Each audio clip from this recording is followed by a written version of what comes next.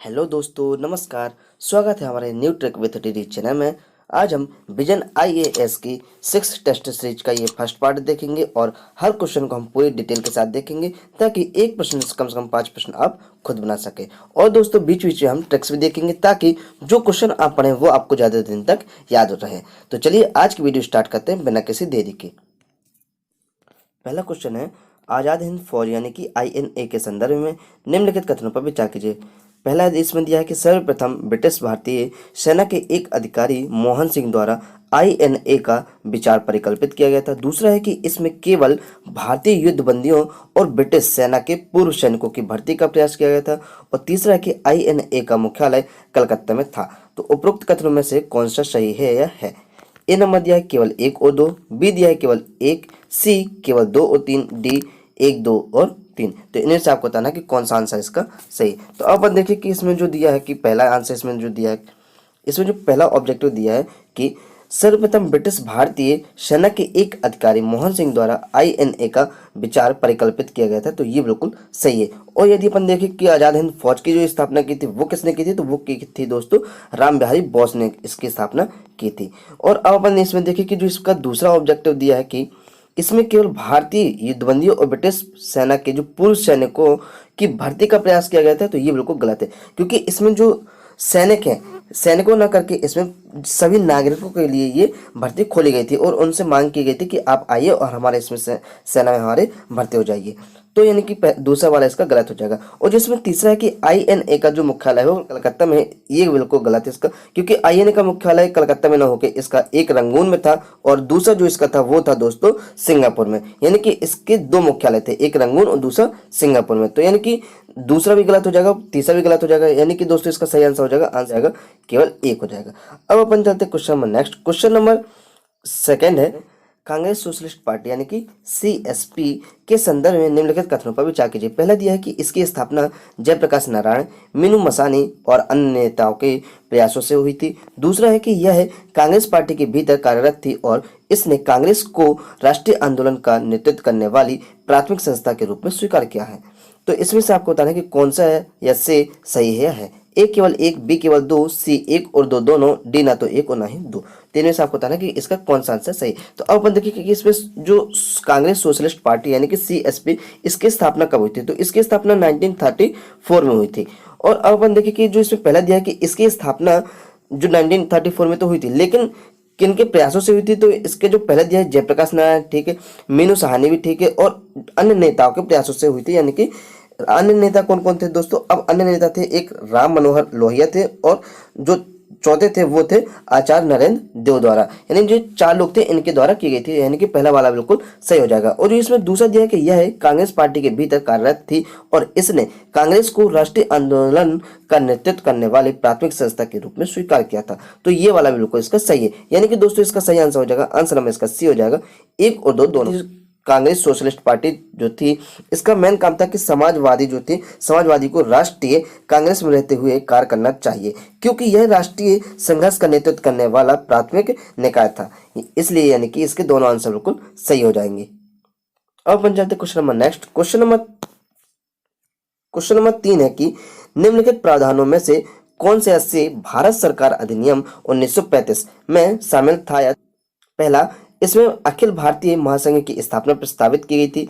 दूसरा है इसने प्रांतीय स्तर पर द्वैध शासन समाप्त करने का प्रावधान किया। तीसरा है इसने वायसराय को अवशिष्ट शक्तियां प्रदान की।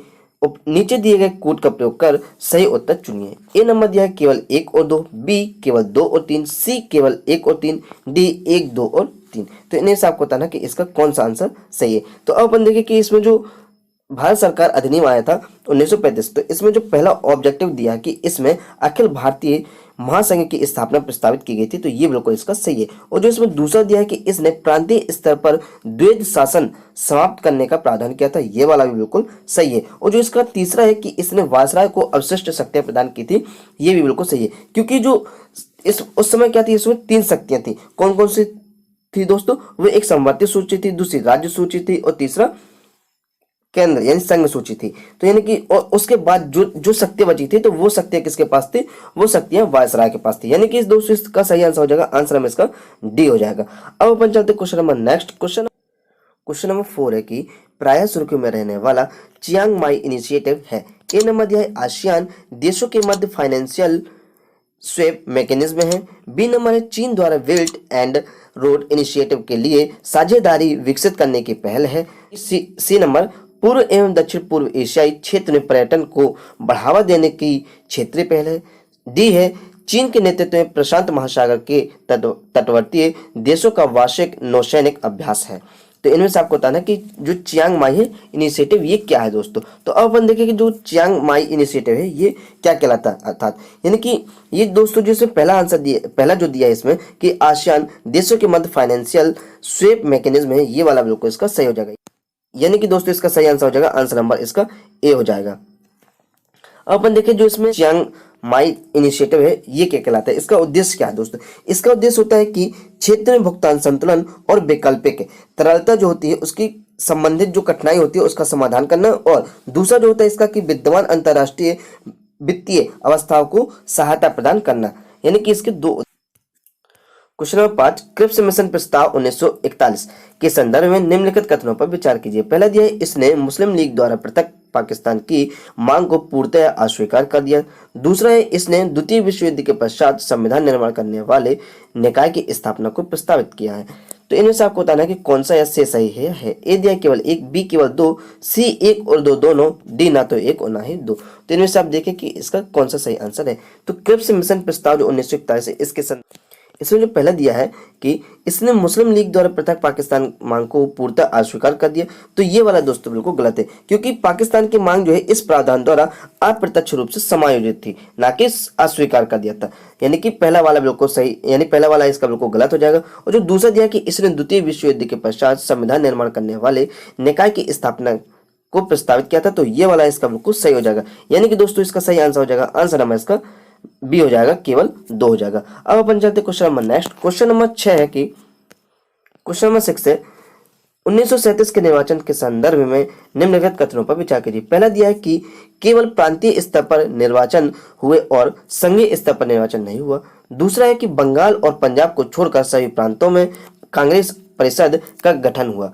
उपरोक्त कथन में से कौन से ऐसे सही है या है। ए केवल 1, बी केवल 2, सी 1 और 2 दोनों, डी ना तो 1 और ना ही 2।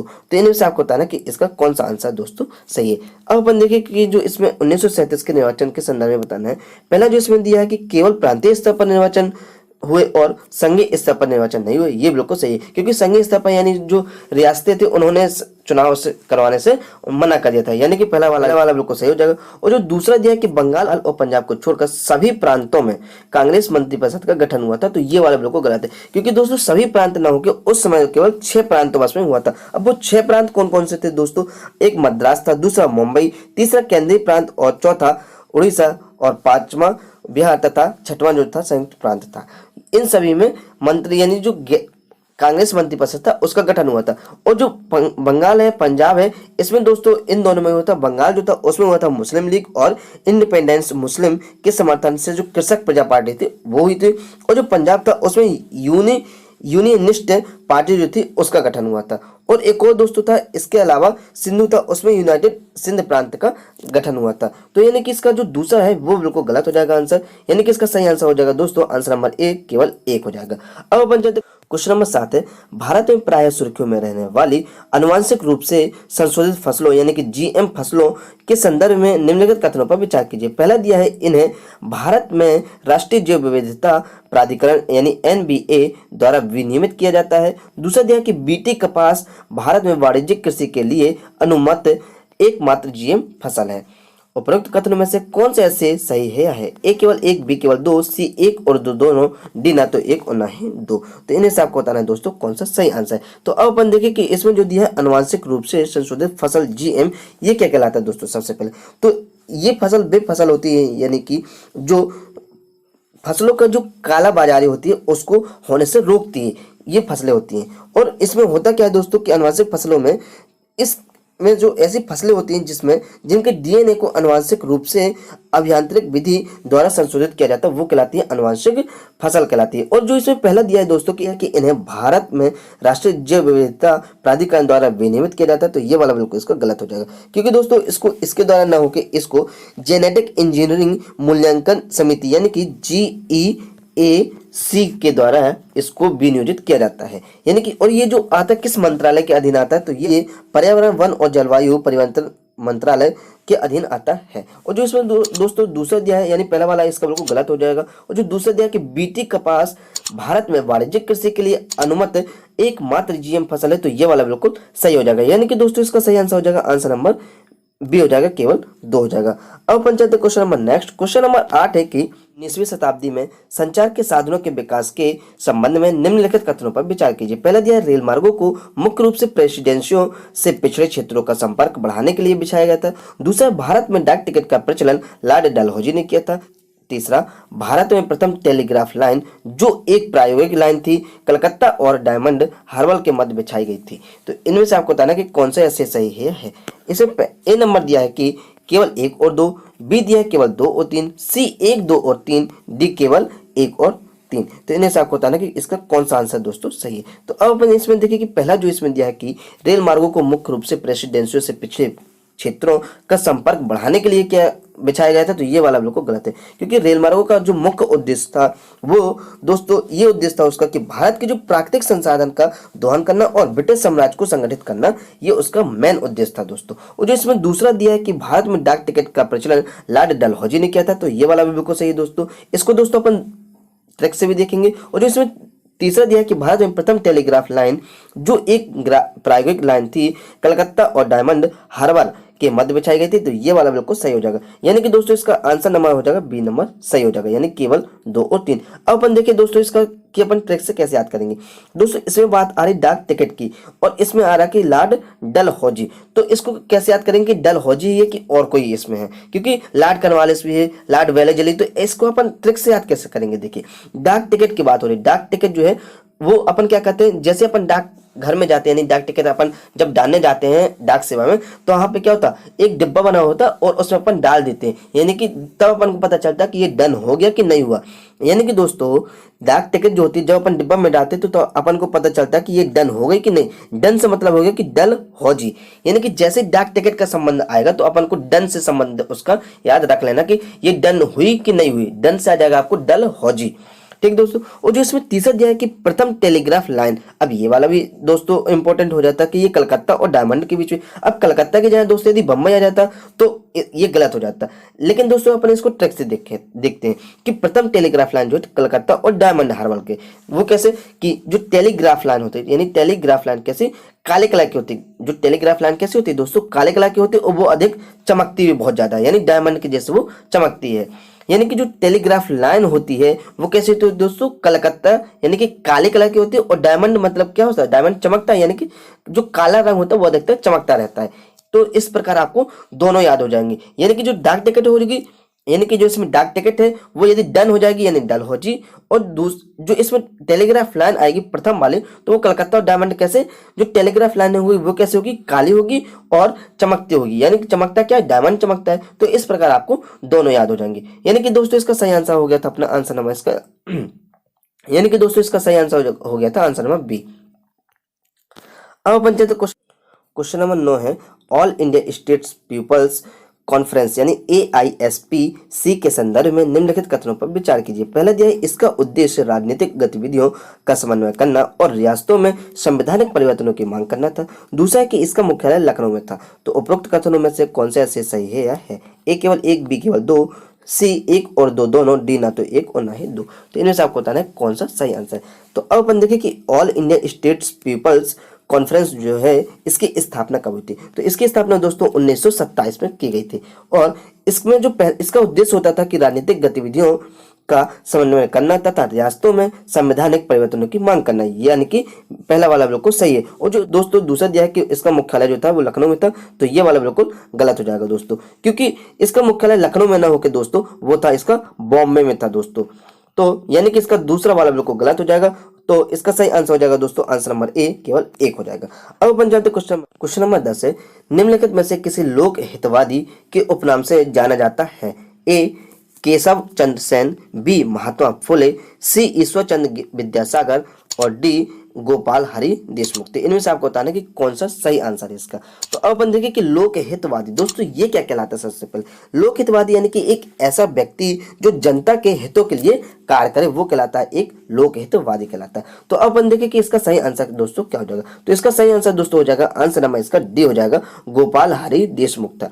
तो अपन देखिए दोस्तों इसको अपन ट्रिक से याद कैसे करेंगे। देखिए जो गोपाल हरि देशमुख वो क्या है, लोकहित के नाम से जाने जाते हैं। तो देखिए कि लोकहित मतलब कि लोगों का हित के लिए जो है एक व्यक्ति, हरि नाम का व्यक्ति है, वो अपने देश की रक्षा के लिए अपना मुख तक न्यौछावर कर देता है। यानी देश की रक्षा, देश मतलब कि क्या है, लोगों से है, और मुख से मतलब अपना मुख जो है, यानी कि हरि नाम का जो व्यक्ति है वो अपने देश की रक्षा के लिए अपना मुख तक न्यौछावर करने के लिए तत्पर रहता है। देश से मतलब है कि लोगों के हित के लिए दोस्तों। तो इस प्रकार आपको याद हो जाएगा कि जैसे देश से संबंधित देश मुख आएगा तो आपको तुरंत याद आ जाएगा कि वो लोगों के हित के लिए अपना मुख तक न्यौछावर करने के लिए तत्पर होता है, हरि नाम का लड़का है। और अब हम देखें कि जो हरि नाम के लड़के हैं ये कहाँ के थे? तो दोस्तों ये महाराष्ट्र के थे, जिनकी उम्र थी 25 साल थी। और ये जो थी महिलाओं की जो स्वतंत्रता है और शिक्षा का समर्थन करना इनका मेन उद्देश्य था। तो अब अपन चलते question number next, question number 11, निम्नलिखित जनजातीय आंदोलनों पर विचार कीजिए। पहला है सिद्धू और कान्हू के नेतृत्व में संथाल विद्रोह हुआ था। दूसरा बिरसा मुंडा के नेतृत्व में मुंडा विद्रोह। तीसरा छोटा नागपुर के कोलो द्वारा विद्रोह हुआ था। तो उपरोक्त आंदोलनों का निम्नलिखित में से कौन सा काल अनुक्रम सही है? ए 1 2 3, बी 2 3 1, सी 1 3 2, डी 3 1 2। तो इनमें से आपको बताना कि कौन सा आंसर इसका सही है दोस्तों। अपन देखें दोस्तों इसको कालानुक्रम से। तो सबसे पहले जो छोटा नागपुर है ये दोस्तों 1820 से चालू हुआ था और 1837 तक ये चला था दोस्तों। और अपन इसमें दूसरी करें तो दूसरे में जो था सिद्धू और कान्हू के नेतृत्व में जो संथाल विद्रोह हुआ था वो कब हुआ था दोस्तों? ये हुआ था 1855 से स्टार्ट हुआ था और 56 तक ये चला था। और जो इसमें तीसरा है वो है बिरसा मुंडा के नेतृत्व में जो मुंडा विद्रोह हुआ था, वो दोस्तों हुआ था कौन से सन में? वो हुआ था 89 यानी 1899 में स्टार्ट हुआ था और वो चला था दोस्तों 1900 तक चला था। यानी कि इसका दोस्तों सही आंसर हो जाएगा 3 1 2। यानी कि दोस्तों इसका सही आंसर हो जाएगा आंसर नंबर इसका डी हो जाएगा कि 3 1 2 इसका सही आंसर हो जाएगा।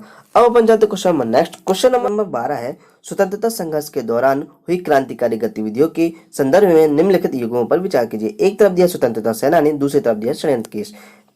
पहला दिया है भगत सिंह लाहौर षड्यंत्र केस, दूसरा दिया है रामप्रसाद बिस्मिल काकोरी षड्यंत्र केस, तीसरा राजगुरु कानपुर बोल्शेविक षड्यंत्र केस। उपरोक्त के युग्मों में से कौन सा सही सुमेलित है या है? ए केवल 1, बी केवल 1 और 2, सी केवल 2 और 3, डी 1 2 और 3। तो इन्हें से आपको बताना कि कौन सा सही आंसर है इसका। तो अब अपन देखिए जो स्वतंत्रता सेनानी में षड्यंत्र केस में भगत सिंह को लाहौर षड्यंत्र में रखा गया था, ये बिल्कुल सही है। और जो दूसरा है कि रामप्रसाद बिस्मिल जो है काकोरी षड्यंत्र केस में फंसे गए थे, तो ये वाला भी बिल्कुल सही है। और जो इसमें तीसरा दिया है कि राजगुरु कानपुर बोल्शेविक के षड्यंत्र केस में फंस गए थे, तो ये वाला बिल्कुल गलत है इसका। यानी कि दोस्तों इसका सही आंसर हो जाएगा आंसर नंबर इसका बी हो जाएगा, केवल 1 और 2 हो जाएगा। अब अपन देखें कि जो इसमें भगत सिंह थे वो लाहौर में कैसे फंस गए थे। तो इसमें हुआ क्या कि जो लाला लाजपत राय थे उन्होंने साइमन कमीशन का उन्होंने क्या किया था, उसका विरोध किया था उसका। तो उनके ऊपर क्या हुआ, उनके ऊपर लाठी चार्ज हो गई।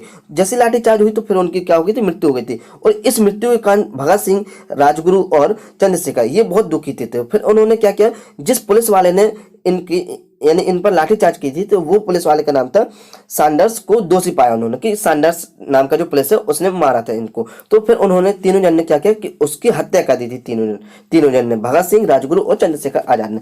इस कारण से फिर उनको लाहौर षड्यंत्र केस में अंदर कर दिया गया था, यानी कि उनको फांसी दी गई, यानी उनके विरुद्ध मुकदमा चला दिया गया था। और जो दोस्तों इसमें जो दूसरा दिया रामप्रसाद बिस्मिल काकोरी कांड जो षड्यंत्र था उसमें फंसे थे, क्योंकि इन्होंने क्या किया था, इन्होंने ट्रेन की लूट मारी की थी। ट्रेन में जो खजाना था उसका उन्होंने उसको लूट लिया था इन लोगों ने। किन ने दोस्तों? रामप्रसाद बिस्मिल ने लूटा था, रोशन सिंह ने लूटा था और राजेंद्र लोहड़िया ने लूटा था।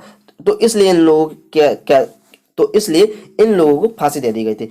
और जो अपन तीसरा देखिए कि इसमें राजगुरु जो थे कानपुर बोल्शेविक षड्यंत्र केस में संबंधित नहीं थे दोस्तों, क्योंकि जो कानपुर बोल्शेविक षड्यंत्र था इसमें दोस्तों कौन कौन थे, तो इसमें एक नलिनी गुप्ता थी और शौकत उस्मानी थे, और इनके साथ में दो लोग और भी थे, यानी कि जो तीसरा वाला था बिल्कुल गलत हो जाएगा। अब देखते हैं अपन दोस्तों इसको अपन ट्रिक से कैसे याद करेंगे। देखिए भगत सिंह क्या है, लाहौर, तो कैसे, देखिए भगत, भगत को अपन याद करेंगे दोस्तों, भगा देंगे यानी भाग जा, और लाहौर से यानी होर, यानी ला जल्दी नहीं तो भगा देंगे। अपन कोई चीज जब किसी से मंगाते तो अपन क्या कहते हैं उसको, उससे बोलेंगे भाई जल्दी ला नहीं तो हम तुमको भगा देंगे, यानी ला यानी कि लाहौर, जल्दी से ला नहीं तो हम तुमको भगा देंगे, यानी लाहौर जो है भगत सिंह हो जाएगा। और जो दूसरा है कि रामप्रसाद बिस्मिल काकोरी खान, तो ये कैसे दोस्तों, देखिए राम प्रसाद जो है उनको आप क्या कर देंगे, कटोरी में उनको प्रसाद देंगे, तो अपन देख पूछते ना, जो राम जी है उनका जो प्रसाद है वो कोरी यानी कि कटोरी में दोगे उनको प्रसाद, तो अपन पूछने लगते हैं ना किसी से कि राम जी का जो प्रसाद है वो आप कटोरी में दोगे क्या, यानी काकोरी, तो राम जी का प्रसाद जो है वो काकोरी में दोगे यानी कटोरी में दोगे क्या, है ना, तो ऐसा ही अपन पूछ लगते हैं। तो यानी कि आपको दोनों आंसर हमारे हिसाब से याद हो गए होंगे। यदि कोई जल्दी चीज नहीं लाएगा यानी लाहौर, यानी जल्दी नहीं लाएगा तो उसको आप क्या करोगे, भगा दोगे, और जो राम जी का प्रसाद है वो क्या कटोरी में दोगे आप किसी को, यानी काकोरी, क्या आप दूसरों को कटोरी में प्रसाद दोगे वो तो काकोरी आ जाएगा। इस प्रकार आपको दोनों याद हो गए होंगे दोस्तों यदि आपको किसी से भी संबंधित आपको ट्रिक चाहिए, कोई भी टॉपिक से संबंधित आपको ट्रिक चाहिए, तो दोस्तों आप कमेंट करके जरूर बताएं, तो उस टॉपिक से संबंधित मैं वीडियो जरूर बनाऊंगा आपके लिए। तो अब अपन चलते क्वेश्चन में नेक्स्ट क्वेश्चन नंबर 13 है कि वर्ष 1929 में दिल्ली घोषणा पत्र जारी करने के पीछे निहित उद्देश्य क्या था। ए नंबर है सैन्य विद्रोह के माध्यम से ब्रिटिश शासन के विरुद्ध सैन्य अभियान प्रारंभ करना। बी नंबर है कि ब्रिटिश भारत में मुस्लिमों के राजनीतिक अधिकारों का संरक्षण करना। सी नंबर है ब्रिटेन के साथ संबंध समाप्त करना और भारत के लिए पूर्ण स्वतंत्रता की मांग करना। डी नंबर गोलमेज सम्मेलनों में डोमिनियन स्टेट्स के कार्यान्वयन की मांग करना। तो इन्हें से आपको बताना है दोस्तों कौन सा आंसर इसका सही है। तो अब अपन देखिए जो 1929 में जो घोषणा हुई थी उसका उद्देश्य क्या था दोस्तों, तो उसका उद्देश्य सैन्य विद्रोह के माध्यम से ब्रिटिश शासन के विरुद्ध सैन्य अभियान प्रारंभ करना, ये बिल्कुल गलत है, और मुस्लिमों के जो राजनीतिक अधिकार का संरक्षण करना ये बिल्कुल गलत है, और जो इसमें पूर्णतः स्वतंत्रता की मांग करना ये वाला भी बिल्कुल गलत है, यानी कि इसका सही आंसर हो जाएगा, आंसर हमें इसका डी हो जाएगा कि गोलमेज सम्मेलन में डोमिनियन स्टेट्स के कार्यान्वयन की मांग करना था, यही इसका मेन उद्देश्य था। अब अपन चलते क्वेश्चन नंबर नेक्स्ट। दोस्तों यदि ये वीडियो आपको अच्छी लगे तो इस वीडियो को लाइक कर देना, और हमारे चैनल पर यदि आप नए हैं तो इस चैनल को सब्सक्राइब जरूर कर लेना दोस्तों, ताकि आपको नई वीडियो मिलती रहे। अब अपन चलते question number next. Question number 14 है कि निम्नलिखित युग्मों पर विचार कीजिए। एक तरफ दिया समाचार पत्र और दूसरी तरफ दिया है संबंधित व्यक्ति।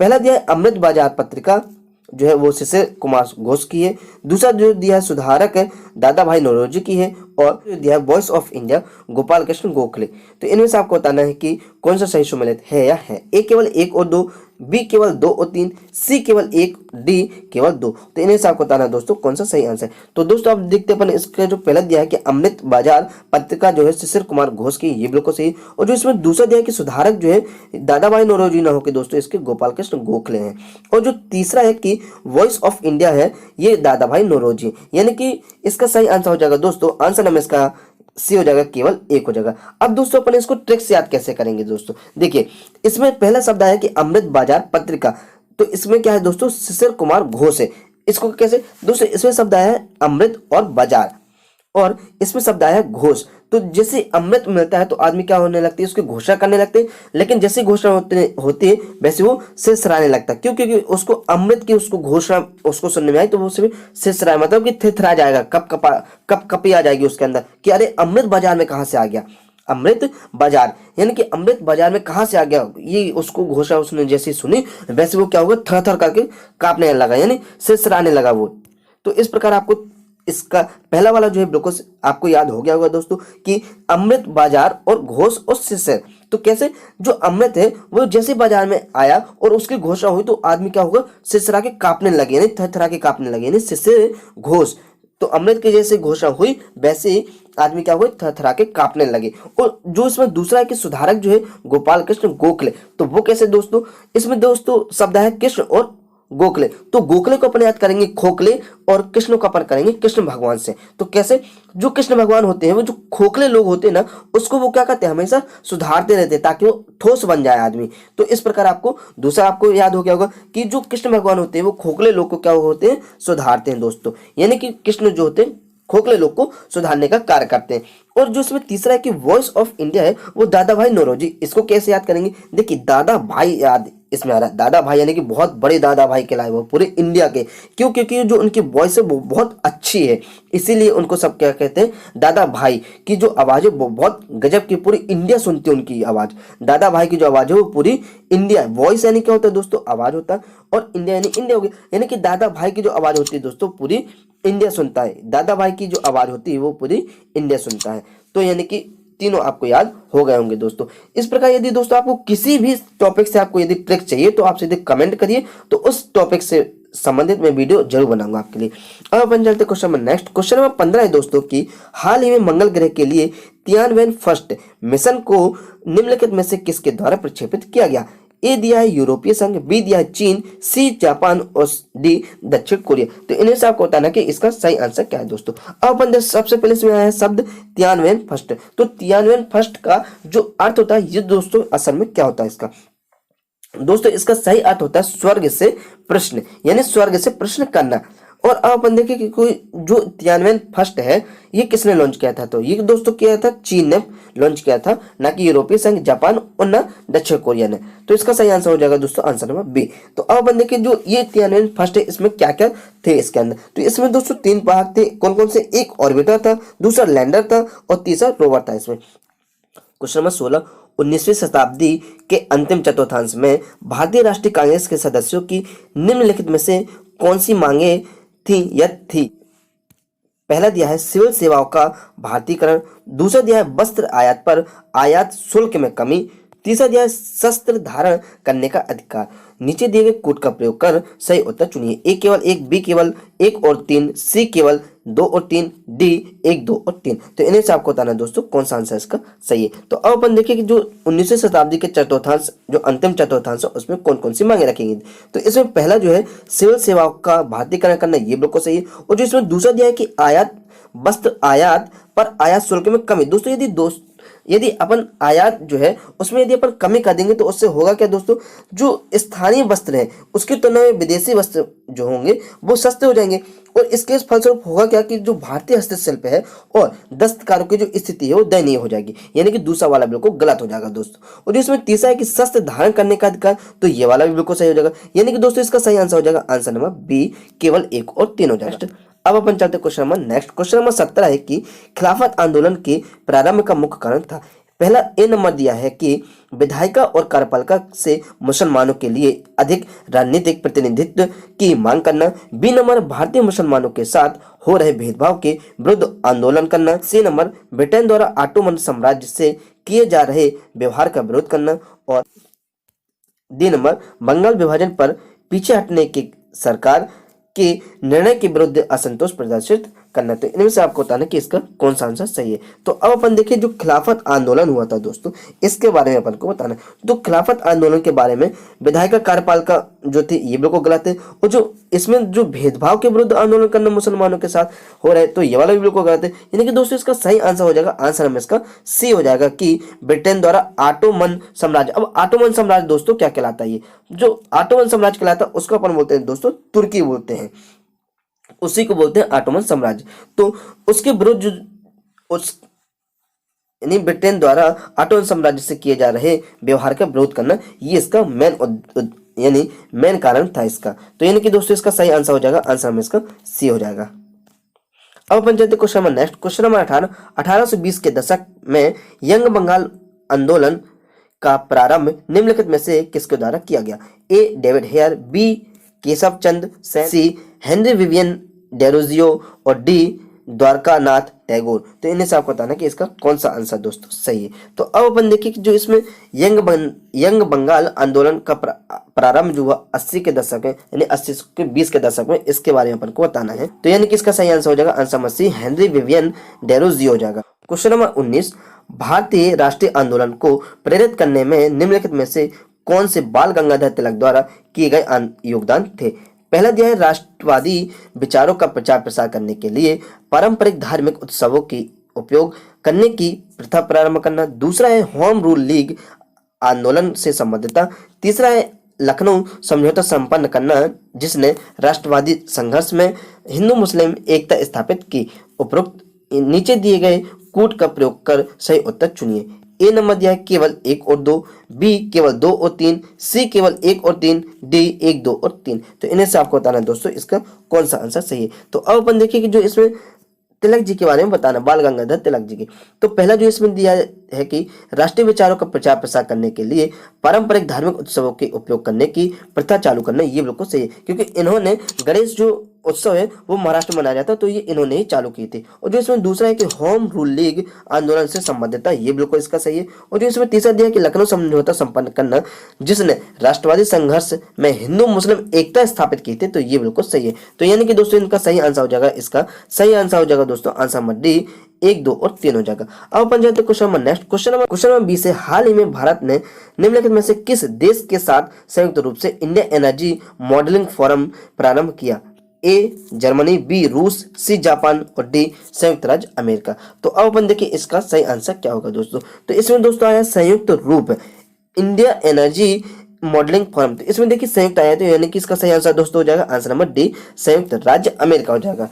अब अपन देखते हैं question number next. Question number 21 है वल्लभ भाई पटेल के नेतृत्व में आयोजित बारडोली सत्याग्रह की मुख्य मांग क्या थी। ए नंबर है किसान ऋण माफ करना, बी भूमि जोतने वालों को भू स्वामित्व प्रदान करना, सी है असहयोग आंदोलन के दौरान गिरफ्तार किए गए राजनीतिक कैदियों की रिहाई, डी बढ़ी हुई लगान की वापसी करना। तो इसमें आपको बताना है कि इसका बारडोली जो सत्याग्रह था उसकी मुख्य मांग क्या थी, तो वो आपको बताना है दोस्तों। तो अब अपन देखिए जो इसमें ऋण माफ करना ये बिल्कुल गलत है। और जो इसमें दूसरा है कि भूमि जोतने वालों को भू स्वामित्व प्रदान करना ये बिल्कुल गलत है। और असहयोग आंदोलन के दौरान जो गिरफ्तार हुए थे उनके राजनीतिक कैदियों की रिहाई करना ये बिल्कुल गलत है। यानी कि दोस्तों इसका सही आंसर हो जाएगा आंसर नंबर इसका डी हो जाएगा। क्योंकि दोस्तों उस समय जो लगाम लगाई जाती थी वो दोस्तों कम से कम 30% थी, जो कि फिर उन्होंने क्या किया, इन लोगों ने सरदार वल्लभ भाई पटेल के नेतृत्व में मिलकर सभी लोगों ने क्या किया, इसका विरोध किया, जिसके कारण इसकी जो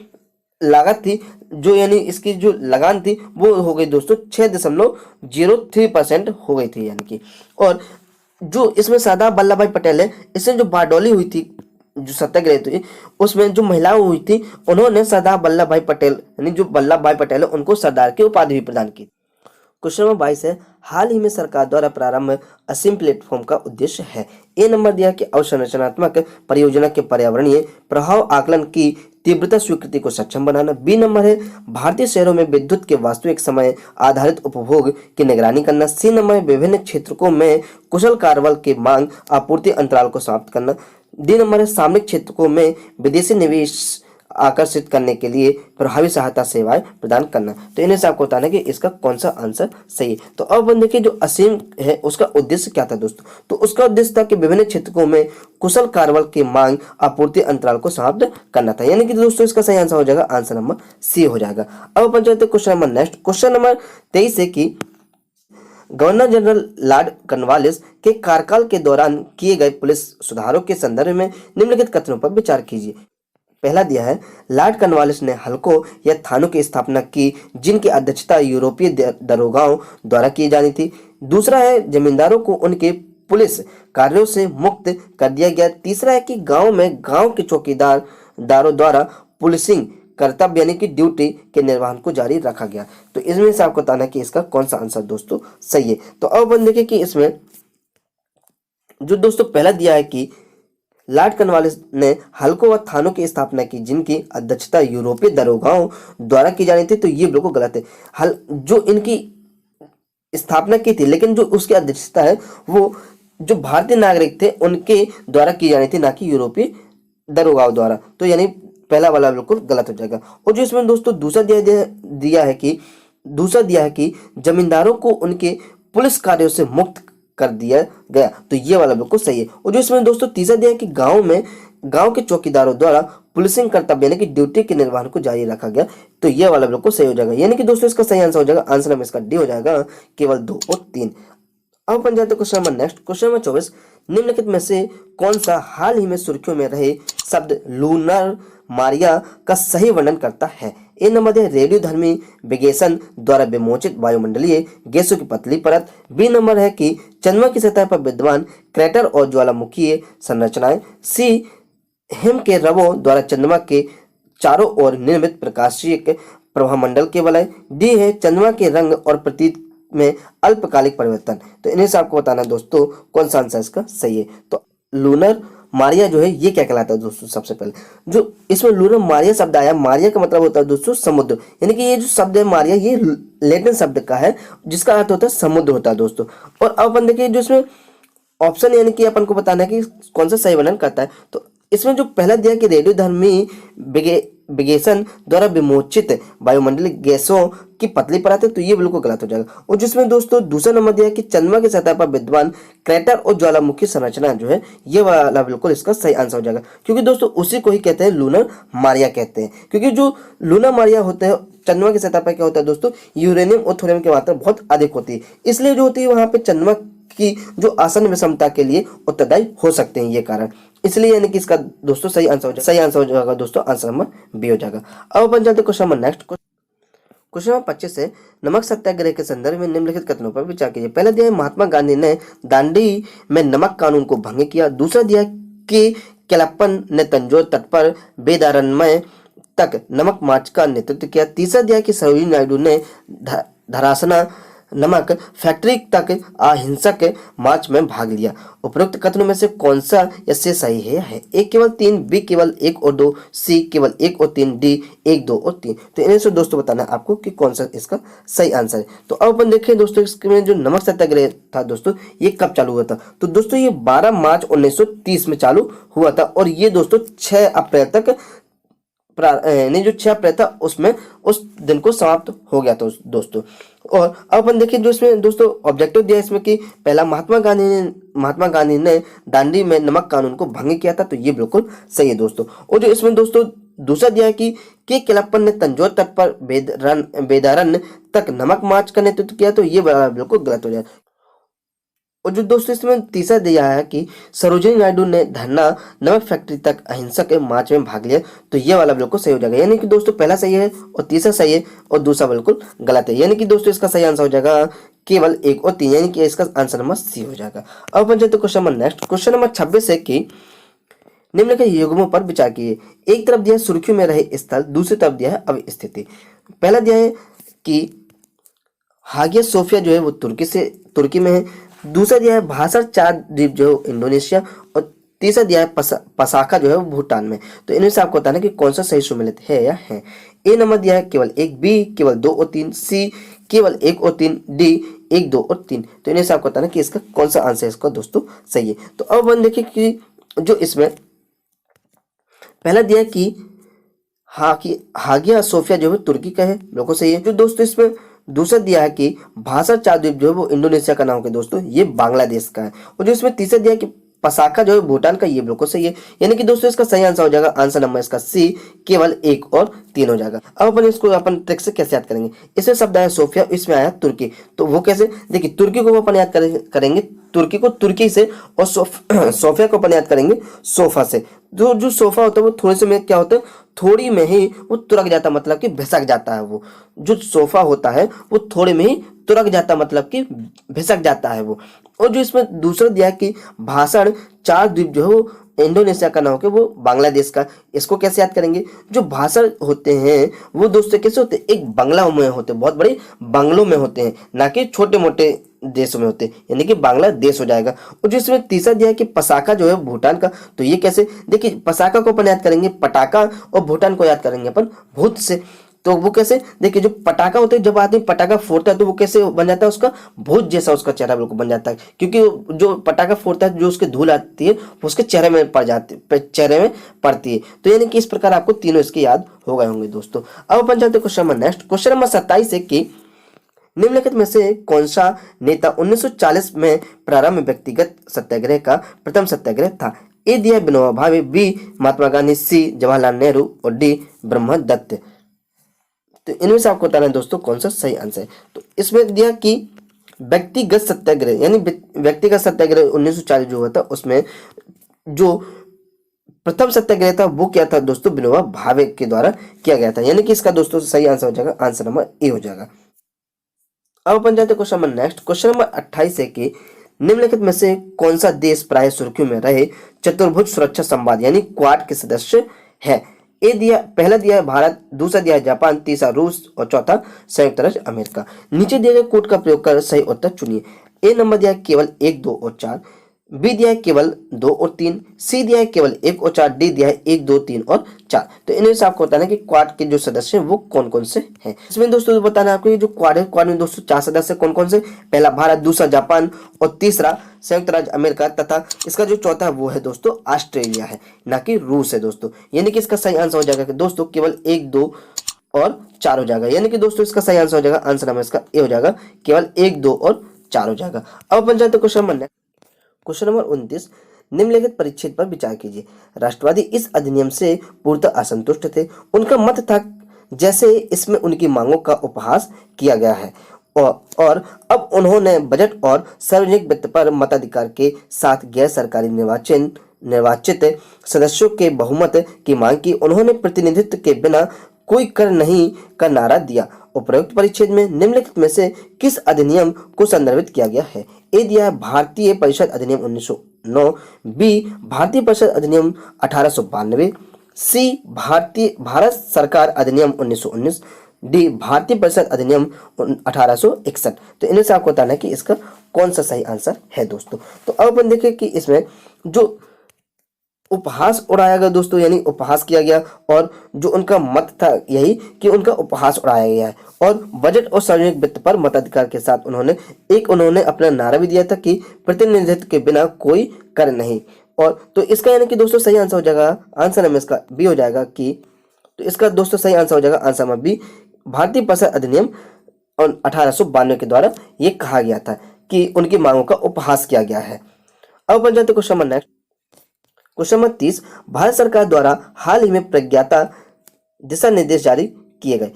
ए डिजिटल शिक्षा की सुविधा प्रदान करने के संदर्भ में, बी साइबर हमलों की रोकथाम करने के संदर्भ में, सी विदेशी फंडिंग को विनियमित करने के संदर्भ में, डी स्टार्टअप्स को प्रोत्साहित करने के संदर्भ में। तो इनमें से आपको बताना है कि इसका कौन सा आंसर दोस्तों सही है। तो अब अपन देखिए कि इसमें जो प्रज्ञा है दोस्तों, प्रज्ञा के संदर्भ में बताना है क्योंकि जिससे पहला दिया है डिजिटल शिक्षा की सुविधा प्रदान करने के संदर्भ में, तो ये वाला दोस्तों इसका बिल्कुल सही आंसर है। यानी कि इसका सही आंसर हो जाएगा दोस्तों, आंसर नंबर ए हो जाएगा। अब अपन देखिए जो ये शिक्षा ये किसके द्वारा लॉन्च की गई, तो ये केंद्रीय मानव संसाधन मंत्रालय के तहत जो है डिजिटल शिक्षा यानी कि प्रज्ञाता जो है वो दिशा निर्देश जारी किया गया। यानी कि इसका ए नंबर बिल्कुल सही होगा। क्वेश्चन नंबर 31 है, अखिल भारतीय किसान सभा के संदर्भ में निम्नलिखित कथनों पर विचार कीजिए। पहला दिया है अखिल भारतीय किसान सभा यानी AIKS की स्थापना 1936 में जवाहरलाल नेहरू की अध्यक्षता में की गई थी। दूसरा, फैजपुर अधिवेशन 1936 और 37 AIKS के प्रभाव में किसी गांव में आयोजित किया जाने वाला प्रथम कांग्रेस अधिवेशन था। उपरोक्त कथनों में से कौन से ऐसे सही है? तो ये आपको बताना, ए केवल 1, बी केवल 2, सी 1 और 2 दोनों, डी ना तो 1 और ना ही 2। तो अब अपन देखिए जो इसमें अखिल भारतीय किसान सभा, तो किसान दोस्तों कहाँ होंगे, वो गांव में होंगे। यानी कि दोस्तों इसका सही आंसर हो जाएगा, आंसर नंबर इसका बी हो जाएगा, केवल 2 हो जाएगा। और जो इसमें दोस्तों पहला दिया है कि जवाहरलाल नेहरू की अध्यक्षता में की गई, तो ये वाला बिल्कुल गलत है क्योंकि जवाहरलाल नेहरू की अध्यक्षता में न करके स्वामी सहजानंद सरस्वती के द्वारा उनकी अध्यक्षता में की गई थी। तो यानी कि इसका सही आंसर हो जाएगा दोस्तों, आंसर नंबर बी, केवल 2 हो जाएगा। अब अपन चलते question number next, question number 32 है, हाल ही में आरंभ की गई एक्सेलरेट विज्ञान योजना के संदर्भ में निम्नलिखित कथनों पर विचार कीजिए। पहला है कि इसका उद्देश्य विद्वानों और छात्रों द्वारा उच्च स्तरीय वैज्ञानिक अनुसंधान के लिए एकल मंच का निर्माण करना है। दूसरा है यह नीति आयोग की एक पहल है। उपरोक्त कथनों में से कौन सा ऐसे सही है? ए केवल 1, बी केवल 2, सी 1 और 2 दोनों, डी ना तो 1 और ना ही 2। तो इन्हें से दोस्तों बताना है आपको कि कौन सा सही आंसर है। तो इसमें जो पहला दिया है कि जो इसका यदि जो विज्ञान योजना है इसके संदर्भ में आपको बताना है कि इसका उद्देश्य है कि विज्ञान और छात्रों द्वारा उच्च स्तरीय वैज्ञानिक अनुसंधान के लिए एकल मंच निर्माण करना, ये बिल्कुल सही है। और जो इसमें दूसरा दोस्तों दिया कि यह नीति आयोग की एक पहले, तो ये वाला बिल्कुल इसका दोस्तों गलत हो जाएगा क्योंकि ये नीति आयोग की पहल ना हो के दोस्तों ये विज्ञान और प्रौद्योगिकी मंत्रालय की पहल है। तो यानी कि दोस्तों इसका सही आंसर हो जाएगा, आंसर नंबर ए हो जाएगा, केवल 1 हो जाएगा। अब अपन जाते हैं दोस्तों question number next. Question number 33 है कि पब्लिक सेफ्टी बिल के संदर्भ में निम्नलिखित कथनों पर विचार कीजिए। पहला, इसका उद्देश्य समाजवादी और साम्यवादी विचारों का प्रसार रोकने के लिए सरकार को अवांछनीय और विध्वंसकारी विदेशी नागरिकों को निर्वासित करने का अधिकार प्रदान करना। दूसरा है कि इस बिल का विधान परिषद में स्वराज्यवादियों द्वारा विरोध किंतु पूंजीपतियों तथा उदारवादियों द्वारा समर्थन किया गया था। तो इनमें से आपको बताना है कि कौन से ऐसे सही है। ए दिया है केवल एक, बी केवल दो, सी एक और दो दोनों, डी ना तो एक और ना ही दो। तो इनमें से आपको बताना है दोस्तों कि इसका कौन सा आंसर सही। तो अब अपन देखिए जो इसमें पब्लिक सेफ्टी बिल जो है इसके संदर्भ में बताना। तो ये जो सेफ्टी बिल है ये दोस्तों कब आया था? तो ये दोस्तों 1928 में लाया गया था। और अपन देखिए कि जो इसका उद्देश्य समाजवादी और साम्यवादी विचारों का प्रसार रोकने के लिए सरकार को अवांछनीय और विध्वंस विदेशी नागरिकों को निर्वासित करने का अधिकार प्रदान करना। तो ये वाला बिल्कुल इसका सही है। और जो इसमें दोस्तों दूसरा है कि इस बिल का विधान परिषद में स्वराज्यवादियों द्वारा विरोध किंतु पूंजीपतियों और उदारवादियों द्वारा समर्थन किया गया। तो ये बिल्कुल गलत है। इसमें जो है विधान परिषद में इसका विरोध नहीं किया गया था दोस्तों, यानी कि इसका दोस्तों सही आंसर हो जाएगा, आंसर नंबर ए हो जाएगा, केवल एक हो जाएगा दोस्तों। क्वेश्चन नंबर 34, निम्नलिखित में से कौन भारत में उपनिवेशवाद का या के आर्थिक आलोचक था या थे? पहला दिया है जेपी गोखले, दूसरा दिया है जीवी जोशी, तीसरा दिया सैयद अहमद खान। तो उपरोक्त नीचे दिए गए कूट का प्रयोग कर सही उत्तर चुनिए। ए नंबर दिया केवल एक, बी केवल एक और दो, सी केवल दो और तीन, डी एक, दो और तीन। तो इन्हें से आपको बताना है दोस्तों कौन सा आंसर इसका सही है। तो इसमें जो दोस्तों दिया कि उपनिवेश के बारे में बताना है, जो आर्थिक आलोचक थे वो जी के गोखले यानी कि गोपाल कृष्ण गोखले, ये बिल्कुल सही है। और जो इसमें दूसरा दिया है कि जीवी जोशी, ये भी बिल्कुल सही है। दोस्तों तीसरा दिया है कि सैयद अहमद खान, ये बिल्कुल गलत है, क्योंकि ये किसी भी प्रकार से आर्थिक आलोचक ना हो के दोस्तों ये एक ऐसे व्यक्ति थे जो इस्लामिक सुधार थे, यानी इस्लामिक सुधारक कहलाते थे, यानी कि इसका तीसरा बिल्कुल गलत हो जाएगा। तो इसका सही आंसर हो जाएगा आंसर नंबर बी, केवल एक और दो हो जाएगा। अब अपन चलते हैं question number next. Question number 35 की भारतीय स्वतंत्रता आंदोलन की निम्नलिखित घटनाओं को सही काल अनुक्रम में व्यवस्थापित कीजिए।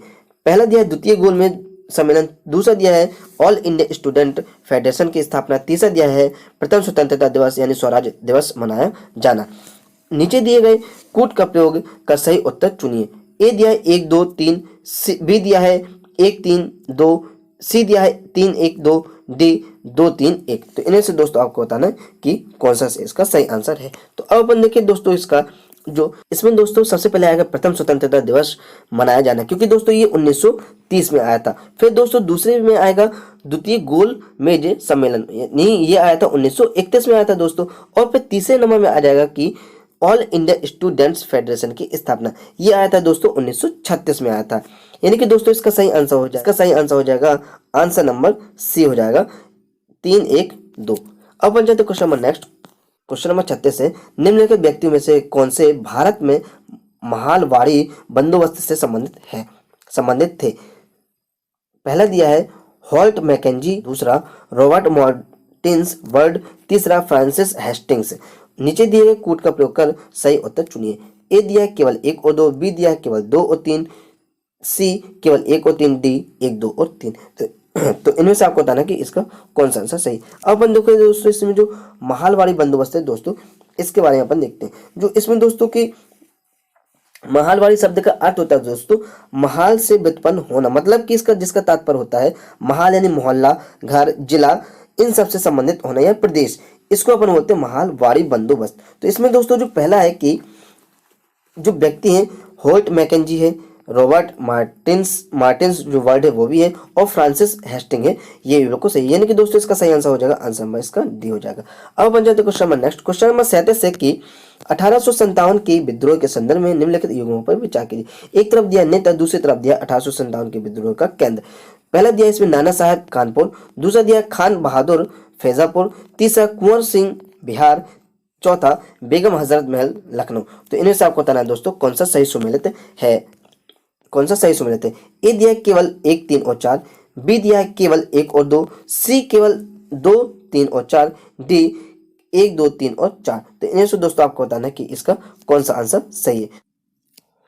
इसमें दोस्तों पहला दिया है कि नाना साहेब कानपुर, ये बिल्कुल सही है। और जो दोस्तों इसमें दूसरा दिया है कि खान बहादुर है वो फैजापुर से संबंधित है, ये बिल्कुल गलत है, क्योंकि खान बहादुर जो है वो बरेली से संबंधित है, ना कि फैजापुर से संबंधित है। तो और जो इसमें दोस्तों तीसरा दिया है कि कुंवर सिंह बिहार से, ये भी बिल्कुल सही है। और जो चौथा दिया है कि बेगम हजरत महल वो लखनऊ से संबंधित है, ये भी बिल्कुल सही है। यानी कि दोस्तों इसका सही आंसर तो हो जाएगा आंसर नंबर ए हो जाएगा, केवल 1, 3 और 4। अब अपन देखिए दोस्तों इसको अपन ट्रिक से कैसे याद करेंगे। देखिए पहले में दिया है क्या, नाना साहेब कहाँ गए, कानपुर। तो इसको अपन कैसे याद करेंगे, देखिए नाना क्या होंगे, नाना अधिकतर अपने जो उनके नाते होते हैं वो उनको कहाँ लेवा जाते हैं, कानपुर लेवा जाता है। अधिकतर उनको घुमाने कहाँ लेवा जाते हैं, कानपुर लेवा जाते हैं, क्योंकि वहाँ पे बहुत नाना प्रकार के वहाँ पे साहब बैठे हुए हैं। क्यों, क्योंकि वो कानपुर में लेवा जाते हैं, नाना जो होते हैं कानपुर लेवा जाते हैं, क्योंकि वहाँ पे नाना साहब, नाना प्रकार के कौन बैठे, साहब बैठे हैं। और जो इसमें दूसरा दिया है कि खान बहादुर जो है वो बरेली के दोस्तों, वो कैसे, क्योंकि जो इसमें जो दोस्तों दूसरा दिया है कि खान बहादुर है वो कहाँ के दोस्तों, बरेली के। वो कैसे, क्योंकि जो बहादुर लोग होते हैं वो दोस्तों कैसे होते हैं, बरेली, यानी कि बिना रेली के चलते हैं।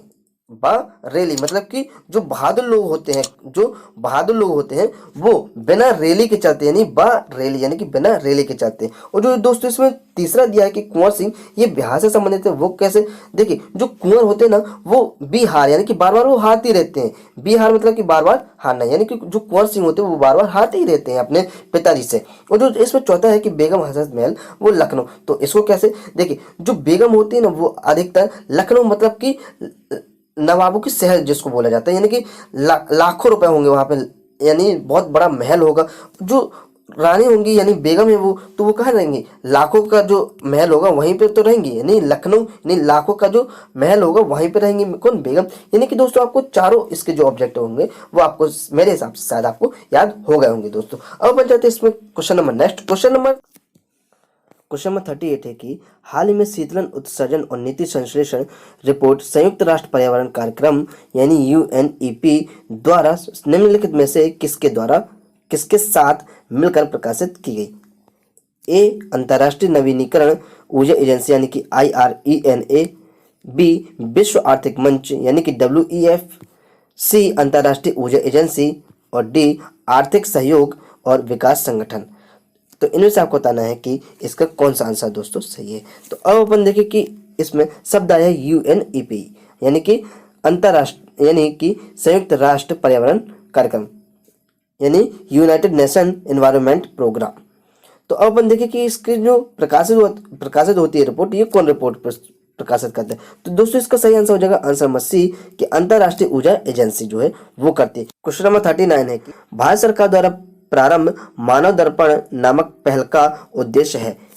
ए नंबर महिलाओं के लिए साइबर बुलिंग के विरुद्ध वास्तविक समय में शिकायत दर्ज कराने के लिए मंच प्रदान करना, बी नंबर है कैदियों को परामर्श सहायता प्रदान करना, सी असीमित और सुदूरवर्ती क्षेत्रों में डिजिटल अवसंरचना के विकास में तीव्र लाना, और डी है छात्रों को उनके मानसिक स्वास्थ्य और कुशलता हेतु मनोसामाजिक सहायता प्रदान करना। तो दोस्तों इनमें से आपको बताना कि कौन सा आंसर इसका सही है। तो अब अपन देखिए कि इसमें शब्द आया मनो, और चौथा वाला जो ऑब्जेक्टिव है इसमें भी आया है मनो। तो यानी कि आप ऐसे भी आप लगा सकते हैं जैसे मनोदर्पण और मनो सामाजिक सहायता। तो यानी कि इसका सही आंसर हो जाएगा दोस्तों आंसर हमें इसका डी हो जाएगा कि छात्रों को उनके मानसिक स्वास्थ्य और कुशलता हेतु मनोसामाजिक सहायता प्रदान करना है। क्वेश्चन नंबर 40 भारत में औपनिवेशिक शासन के दौरान स्थापित सामाजिक, राजनीतिक और शैक्षिक संगठनों के संदर्भ में निम्नलिखित युगों पर विचार कीजिए। एक तरफ संगठन, दूसरी तरफ संस्थापक दिया है। पहला दिया है कि साइंटिफिक सोसाइटी सैयद अहमद खान, दूसरा दिया है ईस्ट इंडिया एसोसिएशन दादा भाई नौरोजी, तीसरा दिया है कि मद्रास महाजन सभा जो है सुब्रमण्यम शिव। उपरोक्त युग्मों में से कौन से ऐसे सही सुमेलित है या है। ए केवल 1, बी केवल 1 और 2, सी केवल 2 और 3, डी 1, 2 और 3। तो इन्हें से दोस्तों बताना आपकी कौन सा आंसर इसका सही है। तो अब अपन देखें दोस्तों जो इसमें पहला दिया है कि साइंटिफिक सोसाइटी जो है वो सैयद अहमद खान, ये बिल्कुल सही है। दूसरा जो दिया कि ईस्ट इंडिया एसोसिएशन जो है वो दादा भाई नौरोजी के द्वारा है, ये भी बिल्कुल सही है। और जो इसमें तीसरा दिया कि मद्रास महाजन सभा जो है वो सुब्रमण्यम शिव के द्वारा है, तो ये वाला बिल्कुल इसका गलत हो जाएगा दोस्तों, क्योंकि जो मद्रास महाजन जो है वो सुब्रमण्यम शिव के द्वारा ना करके दोस्तों इसको जो सुब्रमण्यम अय्यर के द्वारा स्थापित की गई है। यानी कि इसका जो है सुब्रमण्यम तो है दोस्तों, लेकिन सिर्फ की जगह इसमें IR होता तो बिल्कुल सही हो जाता दोस्तों। यानी कि इसका सही आंसर हो जाएगा आंसर नंबर बी हो जाएगा, केवल 1 और 2। तो अब देखते हैं अपन इसको अपन ट्रिक से याद कैसे करेंगे। ट्रिक से याद कैसे करेंगे, पहला जो दिया है साइंटिफिक सोसाइटी जो है सैयद अहमद, तो इसको अपन कैसे याद करेंगे, सैयद को अपन याद करेंगे शायद से, और साइंटिफिक को अपन याद करेंगे साइंटिफिक से। कैसे, क्योंकि जब अपन कोई प्रैक्टिकल करते हैं तो अपन को लगने लगता है कि शायद ये साइंटिफिक होता तो ज्यादा सही रहता। कोई भी चीज अपन करते हैं तो उसको अपन बोलते हैं कि शायद ये साइंटिफिक होता, शायद ये साइंटिफिक है, शायद यानी कि सैयद ये होता तो ज्यादा सही रहता। और जो इसमें दूसरा दिया कि ईस्ट इंडिया एसोसिएशन वो दादा भाई नौरोजी, तो इसको अपन कैसे याद करेंगे, देखिए ईस्ट इंडिया शब्द आ रहा और दादा भाई शब्द आ रहा है इसमें, नौरोजी। तो ईस्ट इंडिया जो दादा भाई होते हैं वो कहाँ पे रहते हैं, ईस्ट इंडिया में ज्यादा नजर आते हैं। नौरोजी वो रोज रहते हैं वहां पे, जो दादा भाई नौरोजी होते हैं वो रोज कहाँ मिलेंगे आपको, ईस्ट इंडिया ज्यादा मिलेंगे उस तरफ। और जो तीसरा है कि मद्रास महाजन सभा जो है वो सुब्रमण्यम शिव न होकर सुब्रमण्यम अय्यर है। तो ये कैसे दोस्तों, जो मद्रास महाजन, देखिए जो मद्रास को अपन याद करेंगे महान, और जो महान जो लोग होते हैं, महान महाजन लोग जो होते हैं वो कैसे होते हैं, बहुत सुब्रमण्यम, यानी कि वो सुबह से आ जाते हैं, बहुत सुबह से आ जाते हैं और यार यार करने लगते हैं। जो महाजन लोग होते हैं ना वो सुबह से आके यार यार करने लगते हैं, यानी कि अय्यर। तो इस प्रकार आपको तीनों याद हो गए होंगे दोस्तों। अब अपन जानते हैं question number next. Question number 41 है कि 1930 के दशक में कृषक संगम निम्नलिखित में से किस क्षेत्र में किसान आंदोलन का नेतृत्व करने के लिए सुविदित था। ए मालाबार क्षेत्र, बी संयुक्त प्रांत, सी मध्य प्रांत और डी मैसूर। तो इन्हें से दोस्तों आपको बताना कि इसका कौन सा आंसर इसका सही है। तो अब अपन देखिए कि 1930 के दशक में बताना कि कृषक संगम में, तो इसका दोस्तों सही आंसर हो जाएगा आंसर नंबर इसका ए हो जाएगा मालाबार क्षेत्र। क्योंकि इसमें दोस्तों हुआ ये कि ये जो दोस्तों होते हैं कांग्रेस सोशलिस्ट पार्टी के कार्यकर्ताओं के जो उनका प्रयास था, उनके परिणाम स्वरूप एक शक्तिशाली किसान आंदोलन विकसित हुआ और उन्होंने गांव की यात्राएं की और कृषक संघों यानी कि किसान संघों की स्थापना की। यानी कि इसका आंसर बिल्कुल सही हो जाएगा आंसर नंबर ए। अब अपन क्वेश्चन नंबर 42 है, वर्ष 1925 में स्थापित labour Swaraj party of Indian national Congress के संस्थापक निम्नलिखित में से कौन थे। पहला दिया है जवाहरलाल नेहरू, सुभाष चंद्र बोस और MA अंसारी। बी नंबर दिया है कि बी कृष्ण पिल्लाई, EMS नमबुद्रीपाद और KC जॉर्ज। सी नंबर दिया है मुजफ्फर अहमद, काजी नजरुल इस्लाम और हेमंत कुमार सरकार। और डी नंबर दिया है मोतीलाल नेहरू, CR दास और लाला लाजपत राय। तो इनमें से आपको बताना है दोस्तों कि इसका कौन सा आंसर सही है। तो अब अपन देखिए कि जो इसमें 1925 में जो लेबर स्वराज पार्टी है इसके बारे में अपन को बताना है कि किसने इसकी यानी कि स्थापना की थी। तो इसका यानी कि दोस्तों सही आंसर हो जाएगा आंसर नंबर इसका सी हो जाएगा कि मुजफ्फर अहमद, काजी नजरुल इस्लाम और हेमंत कुमार सरकार। तो देखिए अपन इसको याद कैसे करेंगे। इसमें शब्द आया है लेबर स्वराज पार्टी। तो लेबर का मतलब है कि बहुत मेहनती आदमी होंगे, यानी कि इसमें अहमद यानी कि बहुत मेहनती आदमी, यानी कि बहुत मेहनत वाला आदमी होगा यानी अहमद। और फिर क्या होगा वो कि बहुत काजी यानी कि बहुत साची बोलता है वो, और बहुत हेमंत यानी कि इसमें देखिए मंत यानी कि हेमंत यानी कि बहुत मेहनती आदमी है वो, यानी कि इसमें मेहनत वाला शब्द। क्वेश्चन नंबर 43, भारत सरकार अधिनियम 1858 के संदर्भ में निम्नलिखित कथनों पर विचार कीजिए।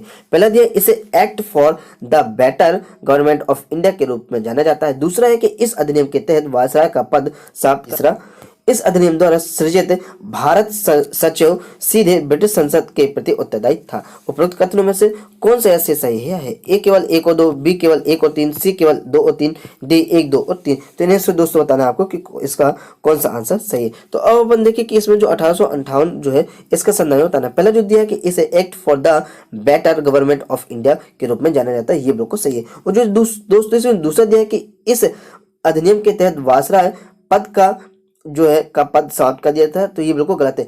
इसमें जो वायसराय का पद है वो सृजित किया गया था जबकि, तो यानी दूसरा बिल्कुल गलत हो जाएगा। और जो तीसरा कि इस अधिनियम द्वारा सृजित भारत संचित, और जो इसमें तीसरा दिया है कि इस अधिनियम द्वारा सृजित भारत सचिव जो है वो सीधे ब्रिटिश संसद के अधीन यानी उनके प्रति उत्तरदायी होते थे, तो ये बिल्कुल इसका सही हो जाएगा। तो यानी कि दोस्तों इसका सही आंसर हो जाएगा आंसर में इसका बी हो जाएगा, केवल 1 और 3 हो जाएगा। अब बढ़ जाते question number next. Question question number 44 है उपभोक्ता संरक्षण अधिनियम 2019 के संदर्भ में निम्नलिखित कथनों पर विचार कीजिए। पहले दिया इस अधिनियम के अंतर्गत उपभोक्ता की परिभाषा में वह व्यक्ति सम्मिलित है जो पुनर्विक्रय के लिए या किसी वाणिज्यिक उद्देश्य के लिए वस्तु प्राप्त करता है। दूसरा यह उत्पाद दायित्व का प्रावधान करता है कि जिसके अंतर्गत उत्पाद के विनिर्माता या सेवा प्रदाता को उपभोक्ता को त्रुटिपूर्ण वस्तु या अपूर्ण सेवा के कारण होने वाली क्षति की क्षतिपूर्ति करनी होती है। और जो इसमें दोस्तों तीसरा दिया है कि यह अधिनियम पक्षकार के मध्य विवाद समाधान के तंत्र के रूप में मध्यस्थता को समाप्त करता है। तो इनमें से दोस्तों बताना कि कौन सा इससे सही है। ए दिया केवल 1, बी केवल 2 और 3, सी केवल 2, डी केवल 1 और 2। तो इनमें से दोस्तों बताना है कि कौन सा आंसर इसका सही है। तो अब अपन देखें कि उपभोक्ता संरक्षण अधिनियम जो है ये दोस्तों कब चालू हुआ था। तो ये 20 जुलाई 2020 को चालू हुआ था दोस्तों।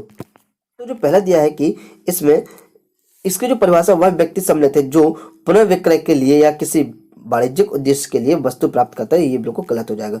और जो दोस्तों इसमें दूसरा दिया है कि यह उत्पाद दायित्व का प्रावधान करता है कि जिसके अंतर्गत उत्पाद के निर्माताओं या सेवा प्रदाता को उपभोक्ता को त्रुटिपूर्ण वस्तु या अपूर्ण सेवा के कारण होने वाली क्षति की क्षतिपूर्ति करनी होती है, ये बिल्कुल सही है। और जो इसमें तीसरा है कि यह अधिनियम पक्षकारों के मध्य विवाद जो है उसके समाधान तंत्र के रूप में मध्यस्थता को समाप्त करता है, तो ये बिल्कुल गलत है। जबकि मध्यस्थता को स्थापित करके और अंतिम निर्णय लेता है, यानी कि दोस्तों इसका सही आंसर हो जाएगा केवल 2। तो इसका दोस्तों सही आंसर हो जाएगा आंसर नंबर सी केवल 2 हो जाएगा। अब बन जाते question number next. Question number 45 है कि वैक्सीन व्युत्पन्न पोलियो वायरस यानी VDPVS के संदर्भ में निम्नलिखित कथनों पर विचार कीजिए। पहले दिया है कि यह ओरल पोलियो वैक्सीन में समाविष्ट स्ट्रेन से आनुवंशिक रूप से उत्परिवर्तित पोलियो विषाणु का दुर्लभ स्ट्रेन है। दूसरा है कि वर्तमान में यह विश्व में पोलियो विषाणु का एकमात्र स्रोत है। तीसरा है कि यह पोलियो विषाणु का एक असाध्य रूप है। तो इनमें से दोस्तों बताना है कि इसका कौन सा आंसर सही है। पहला दिया है ए नंबर दिया है केवल 1, बी केवल 2 और 3, सी केवल 3, डी 1, 2 और 3। तो इनमें से आपको बताना कि कौन सा आंसर इसका सही। तो इसमें दिया है कि वैक्सीन जो है व्युत्पन्न पोलियो के वायरस के बारे में बताना है अपन को दोस्तों। तो पहला जो दिया है कि आनुवंशिक रूप से परिवर्तित पोलियो विषाणु का दुर्लभ स्ट्रेन है, तो ये बिल्कुल सही है। और जो इसमें दोस्तों दूसरा दिया है कि वर्तमान में यह विश्व में पोलियो विषाणु का एकमात्र स्रोत है, तो ये बिल्कुल गलत है दोस्तों, क्योंकि ये एकमात्र स्रोत नहीं है। और जो इसमें दोस्तों तीसरा दिया है कि यह पोलियो विषाणु का एक असाध्य रूप है, तो ये भी बिल्कुल गलत है। तो यानी कि दोस्तों इसका सही आंसर हो जाएगा आंसर नंबर ए केवल ए हो जाएगा। क्वेश्चन नंबर 46 है नीचे दिए गए गांधीवादी आंदोलनों और संबद्ध भारतीय राष्ट्रीय कांग्रेस के उन अधिवेशनों पर विचार कीजिए जिनमें आंदोलन का प्रस्ताव पारित किया गया। एक तरफ आंदोलन, दूसरी तरफ अधिवेशन। असहयोग आंदोलन नागपुर अधिवेशन, सविनय अवज्ञा आंदोलन कराची अधिवेशन, भारत छोड़ो आंदोलन कलकत्ता अधिवेशन। उपरोक्त युग्मों में से कौन से ऐसे सही सम्मिलित है या है? ए केवल 1 और 2, बी केवल 2 और 3, सी केवल 1 और डी 1, 2 और 3। तो इन्हें से आपको बताना है कि कौन सा सही आंसर है। तो दोस्तों इसमें पहला दिया है असहयोग आंदोलन जो है नागपुर में, ये बिल्कुल सही है। और जो इसमें दूसरा दिया है कि सविनय अवज्ञा आंदोलन जो है दोस्तों, सविनय अवज्ञा आंदोलन कराची में नहीं है दोस्तों, क्योंकि ये कराची में ना होकर दोस्तों लाहौर अधिवेशन कहलाता है। और जो इसमें दोस्तों तीसरा दिया है कि भारत छोड़ो आंदोलन जो है ये कलकत्ता में मनाया गया, तो ये बिल्कुल गलत है, क्योंकि ये कहाँ मनाया गया दोस्तों, बम्बई में मनाया गया, ना कि कलकत्ता में मनाया गया। यानी कि दोस्तों इसका सही आंसर हो जाएगा आंसर नंबर इसका सी हो जाएगा। तो यानी कि दोस्तों इसका सही आंसर हो जाएगा आंसर नंबर सी हो जाएगा। अब बन जाते क्वेश्चन नंबर नेक्स्ट दोस्तों। क्वेश्चन नंबर 47 है कि भारतीय राष्ट्रीय आंदोलन के दौरान किन्हें अनुक्रियावादी कहा जाता था? ए नंबर दिया है वह समूह जो समाजवादी और साम्यवादी विचारों से प्रभावित था। बी नंबर दिया है कि वह समूह जो औपनिवेशिक सरकार के विरुद्ध सशस्त्र विद्रोह का आयोजन करना चाहता। सी नंबर वह समूह जो सांप्रदायिक सद्भाव को बढ़ावा देता था।